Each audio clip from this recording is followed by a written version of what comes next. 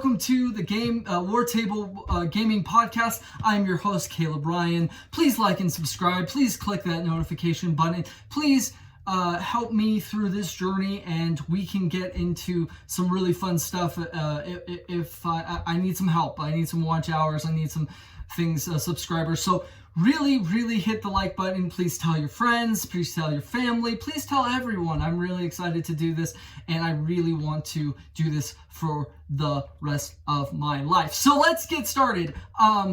Today we're going to talk about a lot of stuff. We're going to talk about like a lot of gaming news and all that stuff, because digital events happened all Thursday all the way to Sunday. So we're going to talk about that. But guys, get ready for the gaming investigations.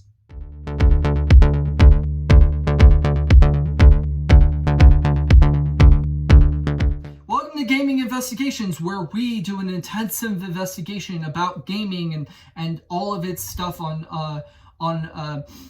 Thursday, but also just everything about the next gen consoles and everything about gaming news in general. So let's talk about first the big thing that happened on Thursday. PS5.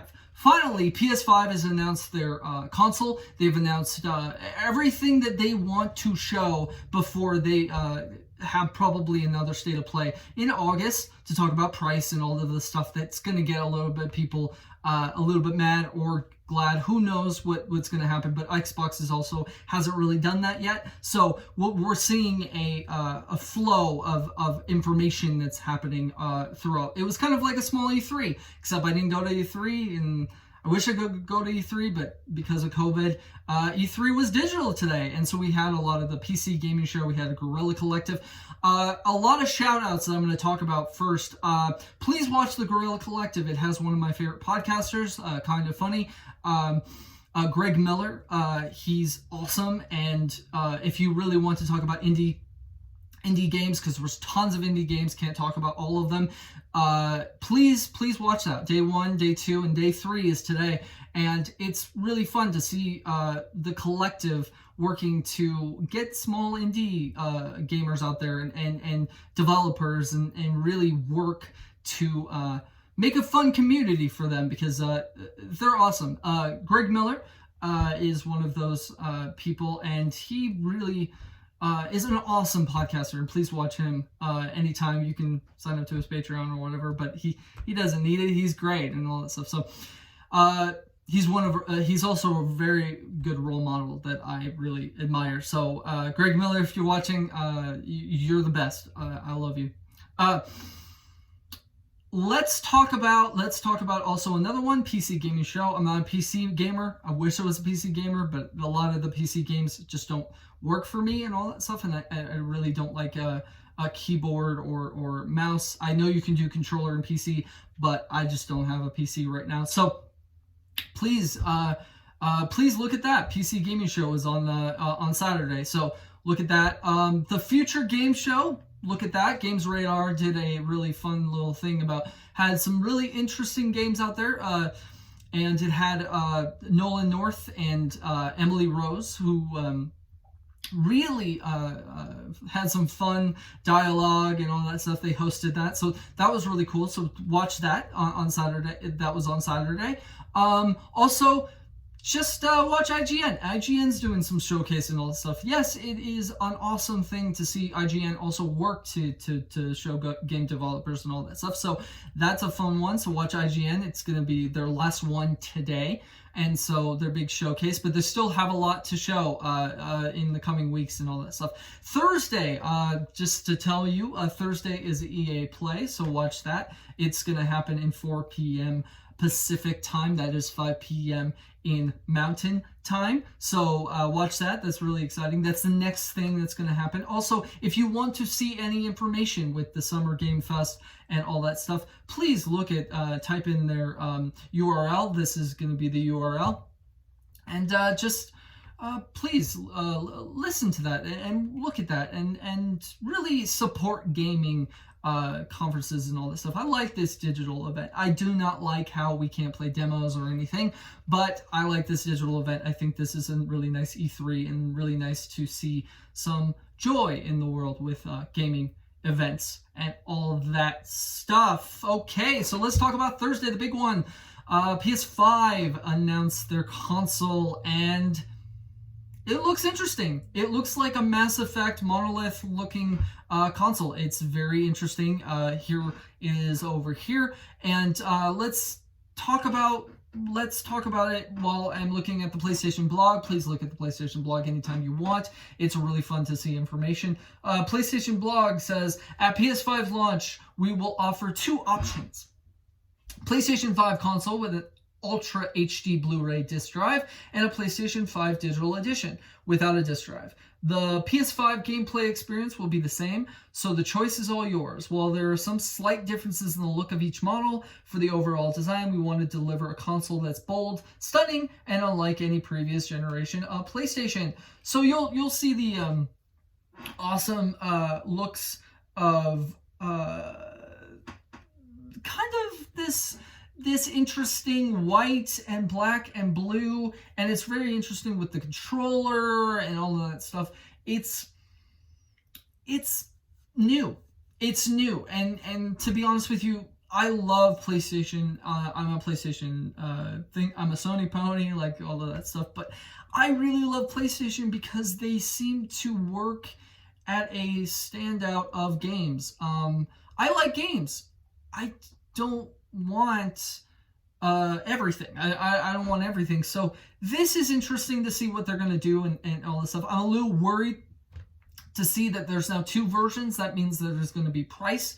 It's going to probably differ and be bad for anybody that's dealing with the recession and the COVID-19. But it's so interesting to see the style and what they're going to do. It's a future.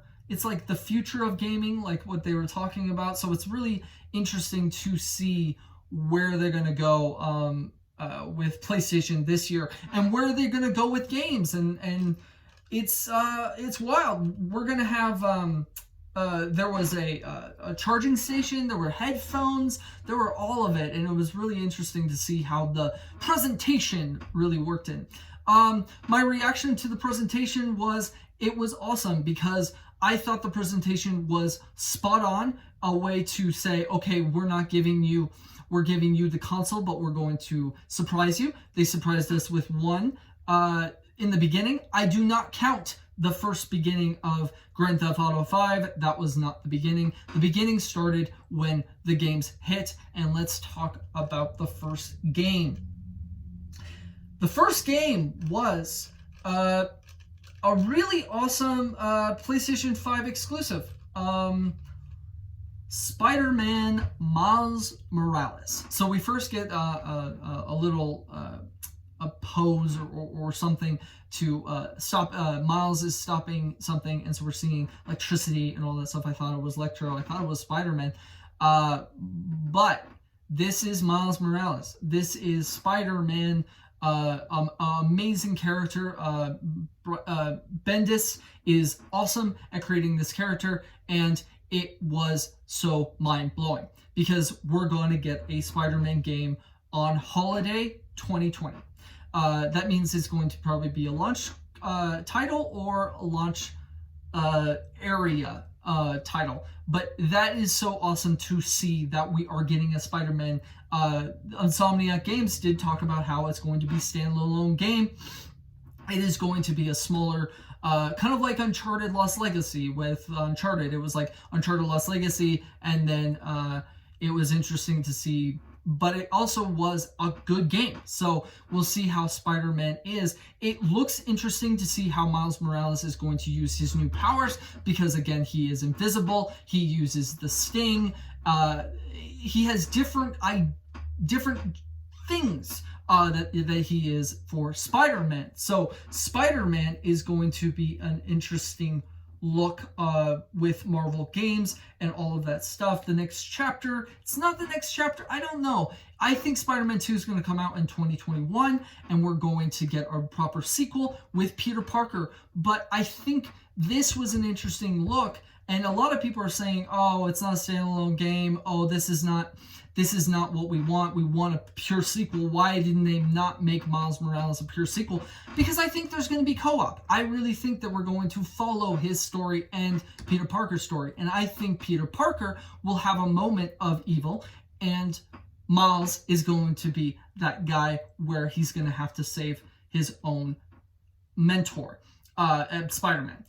So it's going to be interesting to see. And plus, Miles Morales is an amazing character.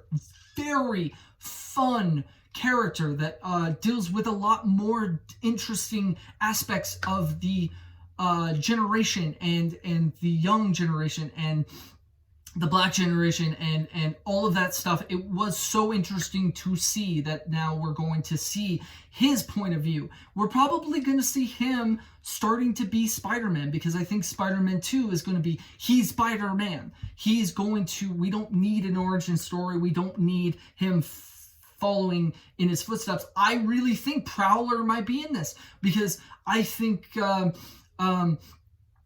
Miles Morales is going to deal with some villain that is coming in, and I think Prowler is a really good villain to show that about his uncle. You find out about his uncle or something to really get us into Christmas, but also something to get us into, hey, who Miles Morales is. And this is perfect to make a game about Miles Morales and kind of get the new generation, get us generation to understand him, because in the Spider-Man PS4, we're excited for Peter Parker. We're excited for Miles Morales. But Miles Morales is a story that needs to be told. Miles Morales is very good, and Spider-Man PS4, Spider-Man, Peter Parker, is the mentor now. And I love how we're getting into more of Peter Parker's story. Yes, let's get into Peter Parker's story. It's not finished. Miles Morales is another story that we can get into and then use it to go into Spider-Man 2. I think, to be honest with you, it is the best decision for Insomniac to do Miles Morales, because it also will sell many, many copies, but it also will show Miles Morales as a character, not a standalone small character and all that stuff. He is one of my favorite Spider-Mans, because he deals with different issues that Peter Parker deals with, different issues about race and all of that stuff. And it's really awesome to see that Miles Morales is going to be his own game. Who cares if it's not the longest game? It is going to be long. I bet it's going to be long. Insomniac is great. Finding out the Insomniac has been working on this when PS4 was happening. The Spider-Man PS4 was happening. They kind of moved branches and all that stuff. So this team is really working on an awesome story. And I'm really excited to get my teeth into what they have. And this is awesome. This is what I want. I want to follow Miles Morales. Miles Morales is that one character that I adore, because when I read his comics and all that stuff, I love the generational, but I love just seeing his journeys and his heartbreaks and his family and his situation with his uncle and his situation with being Spider-Man and learning to be Spider-Man.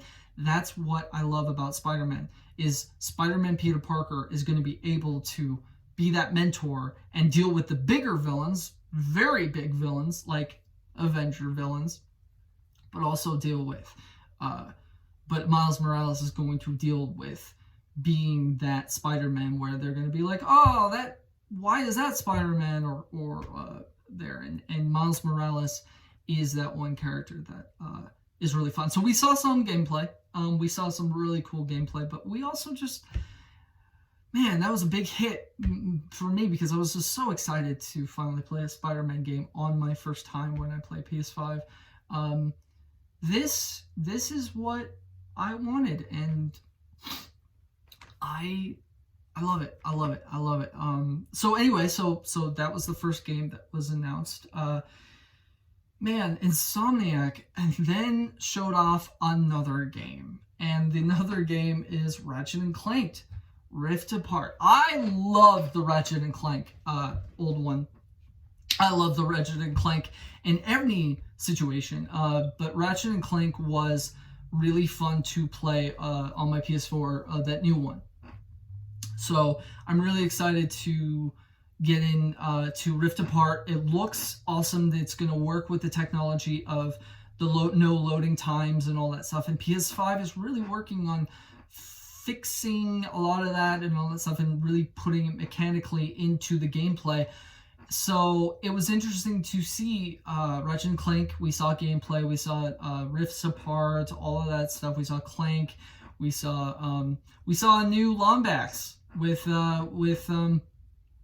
robot arm, which is cool. So we're going to see different dimensional rifts and all that stuff. So it was interesting it was awesome to see the aspect of what Ratchet and Clank is going to be next gen, and I'm really excited to see. Insomniac is working, man, but Insomniac also has two studios. One that was worked on Spiderman PS4 and Miles Morales, and now there's another studio in I think North Carolina, where they are going to be making Ratchet and Clank. So it's a new studio and all that stuff. So it's really awesome to see what PS5 and PS4 and all of that. Sony bought Insomniac for a reason, because man, that's a big thing. All right, so let's just talk about some indies now, because we got into more indies.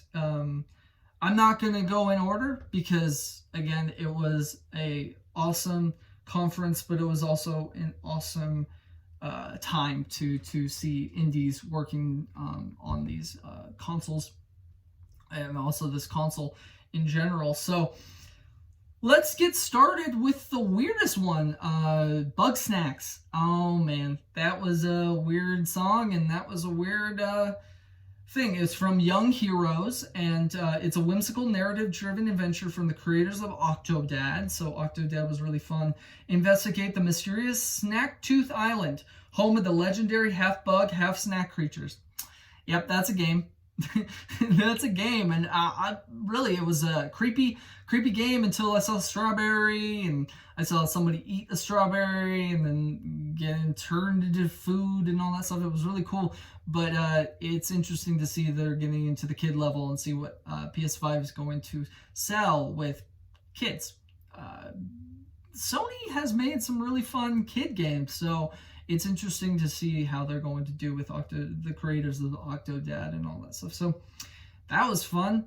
Another indie that happened was Jet the Foreshore from Super Brothers and Pine Scented. It's a bittersweet interstellar trip to a mythic oceanic planet in a narrative-driven action-adventure featuring an emotional mix of storytelling and world exploration.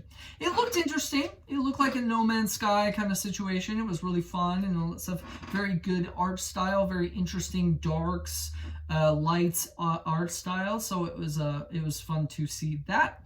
Another indie that I was really excited about, Kena Bridges Spirits from Ember Lab. They're two brothers, and it's a story-driven action-adventure game combining exploration and discovery with fast-paced combat. It was beautiful. It is the most beautiful, fun little game. It looks like Fable, but in a PS5. It's really, really cool. Interesting to see that there was a lot of cute creatures. They're called the Rot for some reason.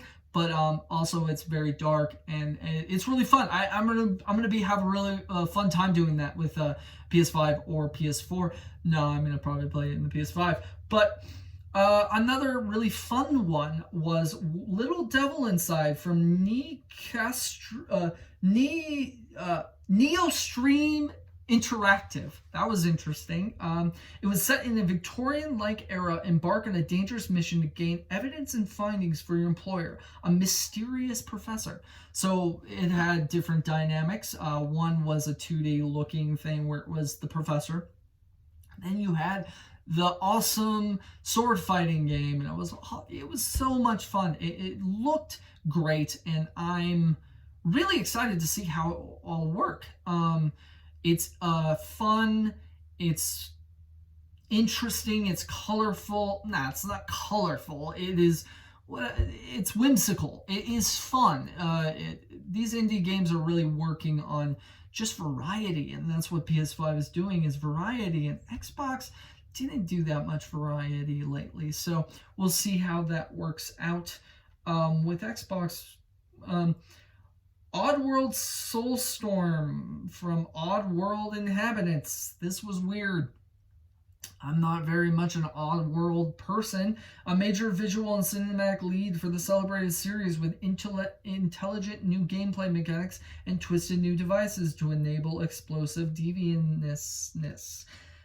From Oddworld Inhabitants, Oddworld Soulstorm's scope and scale are larger than we have tackled before. We plan to use PS5's stunning graphic fidelity, mind-blowing 3D audio, and the DualSense controller to enhance our storytelling and artistic abilities to bring you closer to the game and create an even deeper emotional Oddworld experience. It was dark. It was weird. Cool. Let's get back into another one, The Pathless, from Giant Squid and Annapurna, another Annapurna game. The mythic tale of an archer and an eagle in a vast forest who venture to a mythical island to dispel a curse of darkness. This was a fun one. This was a really interesting one. I didn't get much of it, but I'm really excited to see what Annapurna is doing, because Annapurna also has another one that I'm really excited about. Stray from Blue 12 Studios, Annapurna. A little cat in a futuristic walled city, devoid of life, befriends a sentient drone. The cat must find its way home and perhaps help the city along the way. This was adorable. If we play the cat, I'm in. I'm playing the cat. It's so much fun. Another one that was very fun is Solar Ash from Heart Machine, also another Annapurna. A journey through a surreal and vivid world filled with mystery, enduring characters, and massive enemy encounters across a vast open world. So it's interesting that Solar Ash is a predecessor to another game. It's called something Drifter. It's really fun. I'm really excited to see where that's all go. Hyper Light Drifter, that's what it's called. Hyper Light Drifter. So I'm really excited to see this kind of style, this kind of look. It's pretty, very pretty, very fun, very, very interesting. So let's get into another one that's really weird and has dinosaurs, and it's called Goodbye Volcano High from Co-op, a cinematic narrative game that touches on love, friendship, and self-realization in the final days of civilization. Well, that's interesting because it had dinosaurs and it had a meteorite, so maybe you're working on trying to be a teenager when the meteorite hits. Who knows? But that's a really fun one, and I'm really excited to see that one.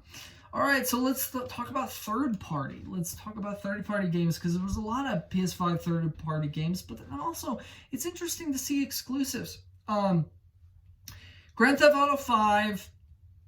Okay, cool. Grand Theft Auto 5 is coming to PS5. It's still making money. Rockstar Games is a boss, I will say. So that's awesome. A new standalone version of Grand Theft Auto Online will be also available free for 3 months, monthly exclusive on PlayStation 5, so that's cool. But also PlayStation 4 players, they will be able to get $1 million every month until the PS5 version comes out. So that's interesting for Grand Theft Auto Online people. Okay, and so we get into Godfall from Counterplay Games. Now it got me intrigued, and then it didn't get me intrigued because it just doesn't look fun. From Counterplay Games, you are the last of the Valorian Knights, godlike warriors able to equip valor plates, legendary armor sets that transform wielders into unstoppable masters of melee combat. Players will tear through foes as they climb through some of the elemental realms. We are still hard at work and can't wait for players to experience Godfall when it makes console debut on PS5 and launches on PC on this holiday season. It looks interesting. I wish there was a story, because it didn't seem like a story. It seems like a battle royale kind of thing, and I'm not really excited for a sword fighting battle royale. So we'll see. I'm really excited. Let's see. Ghostwire Tokyo, one of those interesting, really fun ones. Really looked interesting. Bethesda is getting there. From Tango Gameworks, Bethesda Softworks. From Bethesda, from Shinji Mikami and the team at Tango Gameworks comes Ghostwire Tokyo, a new next-gen action-adventure game coming to consoles exclusively for PlayStation 5. That is interesting. In 2021. Tango Gameworks is taking full advantage of the power of the PS5's next-gen hardware to create a stunning, immersive, and mysterious world to explore the streets of a city filled with spirits and mysterious otherworldly threats with an arsenal of powerful abilities at your command. This looked awesome. This looked fun. This looks scary, but it also looks digitally awesome, because it looks like, are we going to have like an Assassin's Creed, like you have to go inside and fight digitally, because that was in Evil Within. Evil Within was so interesting because you were going inside the psyche of things, and it was awesome to psycho horror kind of thing. But also Tango Gameworks also had. It's interesting to see a mysterious world, but also it looks like you're kind of like a Doctor Strange. So it looks like a Doctor Strange game, but also has a lot of Japanese horror and all that stuff. So it's going to be really fun to see how that game goes, and PS5 and all that stuff. So I'm really excited for that game, because that's on my list. Project Athia. This was from Luminous Productions. So Luminous Productions also did Final Fantasy 15. So it's interesting to see that Square Enix is not making a Final Fantasy 16 with this studio. This studio, Project Athia, is a culmination of our philosophy here at Luminous Productions to create completely new and fresh gaming experiences that fuse together the latest technologies with art. With the PS5, our vision truly comes to life, and with Project Athia, players can look forward to being transported to a vast and detailed world filled with beauty and dismay. That's a fun one. That's Gary Whitta, a friend of Greg Miller's, and also the writer of Rogue One, my favorite Star Wars movie. He said he was leading a group of really famous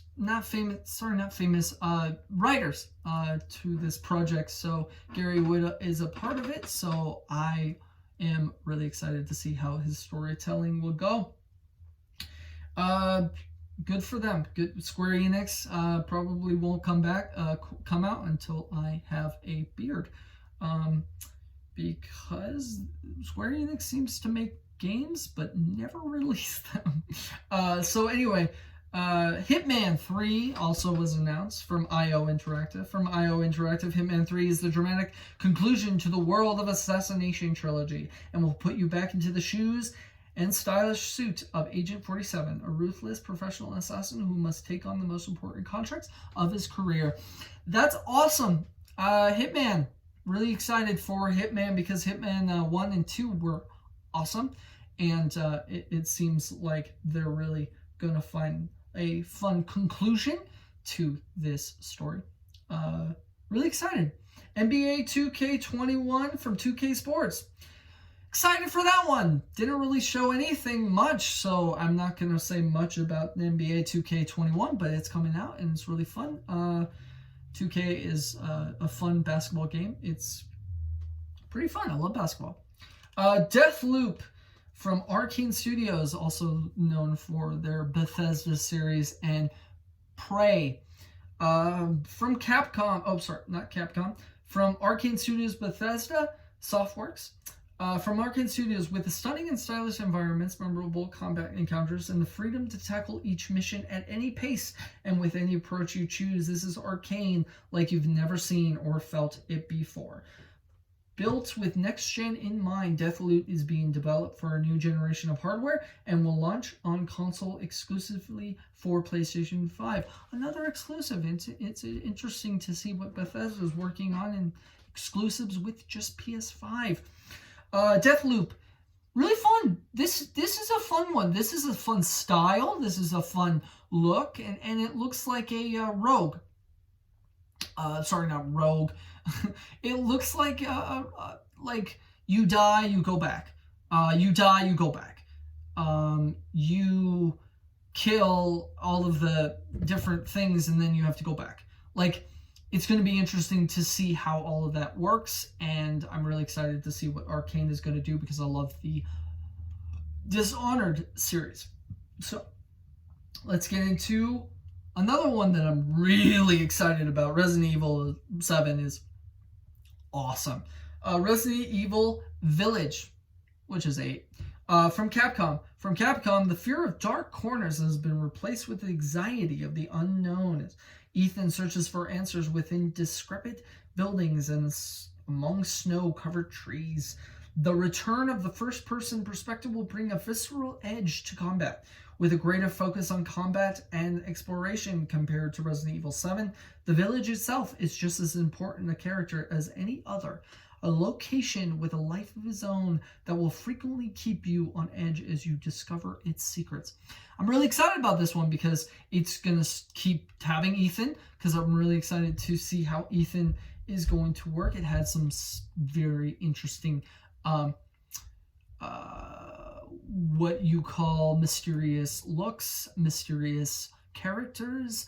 One character in particular, Chris Redfield, is bad for some reason. I don't know. It's going to be interesting to see witches. It's going to be interesting to see werewolves. That's a very interesting look. It looks like Resident Evil 4, so it's going to be really awesome to see how all of that works. I'm really excited for Capcom. They seem to really work on good Resident Evil games. Play Resident Evil 2. Pretty fun. Resident Evil 7 is also really fun. Pragma from Capcom.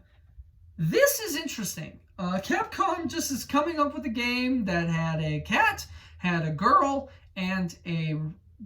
Oh, well, that was weird. Had a girl and a robot girl for some reason. And I can't say anything else about it because it did not say anything about it. So Pragma is coming out. Cool.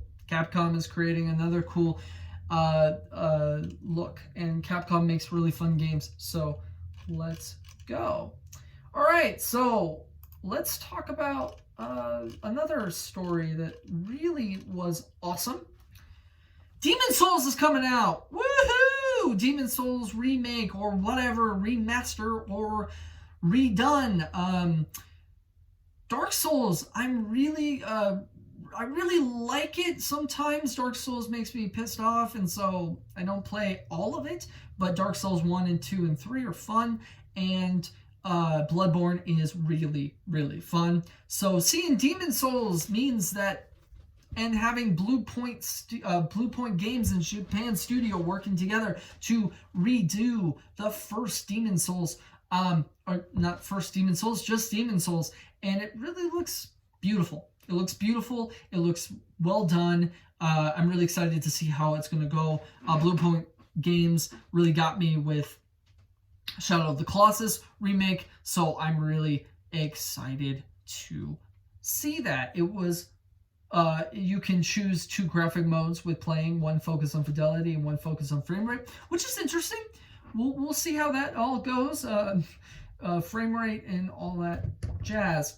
All right, Gran Turismo 7 from Polyphony Digital. Not really a car guy, but I'm really excited to see how that everybody in the car community will love it. GT7 has been talked about, rumored about, but now it's coming, and it always comes on the PlayStation launch. So we'll see how that works.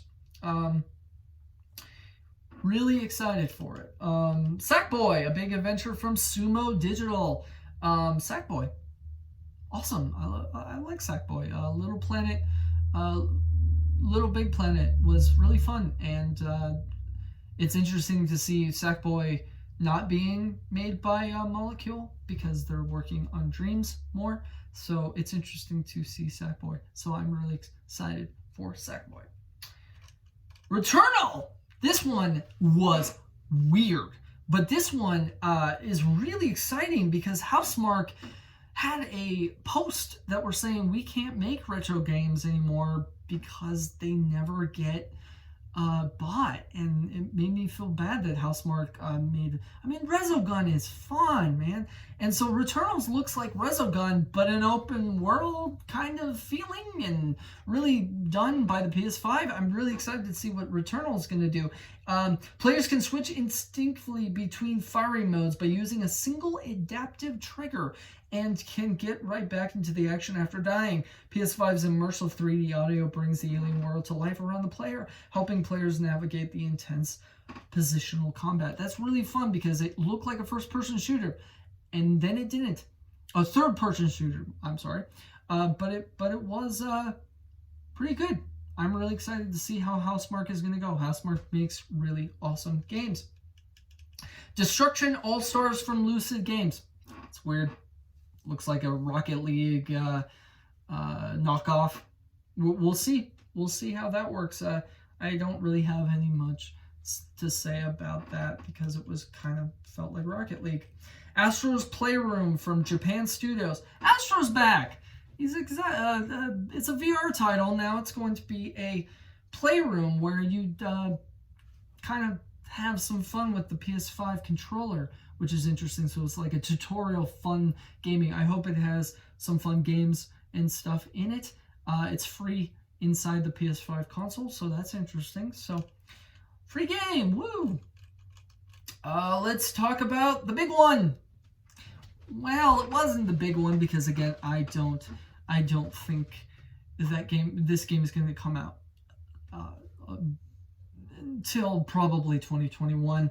Horizon Forbidden West. Horizon 2, or no, it's Horizon Forbidden West from Guerrilla Games. I'm really excited because Horizon is an awesome game. Please play it on PS4. It is fun.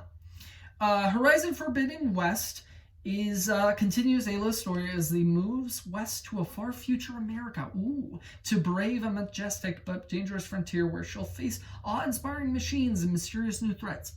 So she's dealing with a lot, but man, it looks beautiful. PS5 is going to be awesome on this game. Very interesting that there is going to be probably some swimming and underwater combat, or not underwater combat, underwater exploration. Exploration? Jeez. Exploration. So it's really excited to see that, and I'm really excited to play it. It's probably not going to be for a long time. Probably until 2021, I think, because Spiderman is coming out in 2021.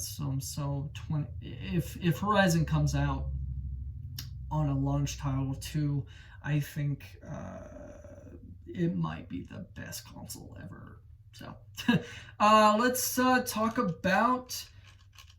All right, so that was a lot of what their gaming time was, and it was really awesome to see PS5. I am really excited for PS5, and so let's talk about a little bit of reactions to this. I want to hear your comments. I want to hear what you think about the PS5 console. What do you think about the games? Is the games going to come out because of COVID? Is the games going to be delayed because of COVID? Is the PS5 going to be delayed since COVID? We want your answers, and we want them now.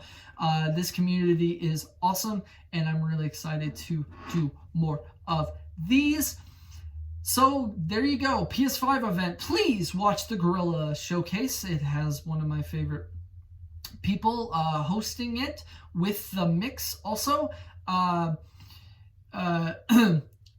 Greg Miller from Kinda Funny is also really excited to see what he's going to do with it. Gorilla Showcase. Please look at that. Please also look at the PC Gaming Show because you did not see it. PC Gaming Show had a lot of reveals, had a lot of interesting looks, but did not have a lot of big, powerful games that are coming out.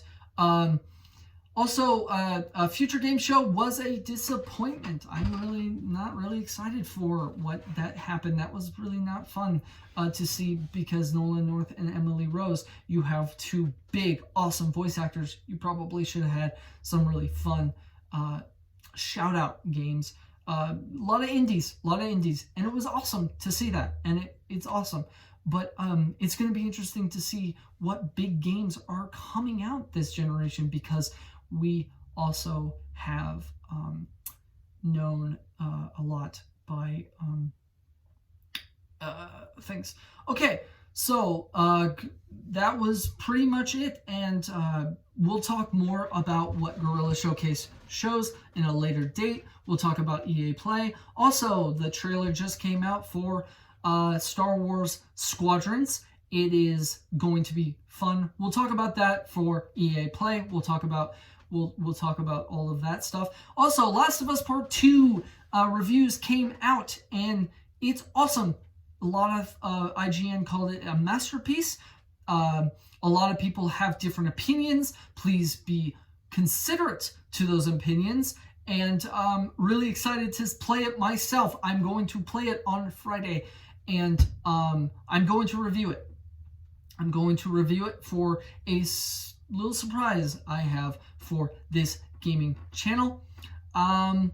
This is the War Table podcast, and this was the War Table in Gaming Investigations, where we have intensive investigations over events and all sorts of fun gaming news for the summer of gaming. Please look at the link below as we talk about Summer Games Fest by Jeff Keighley, the IGN Gaming Showcase, which is going to be done today, and then EA Play, and then the far future of what's happening in July, and more probably announcements in June. We don't know, but I'm really excited to go on this journey with you, and I'm really excited to really talk about games. So have an awesome afternoon, and let's see what the future of gaming holds, guys.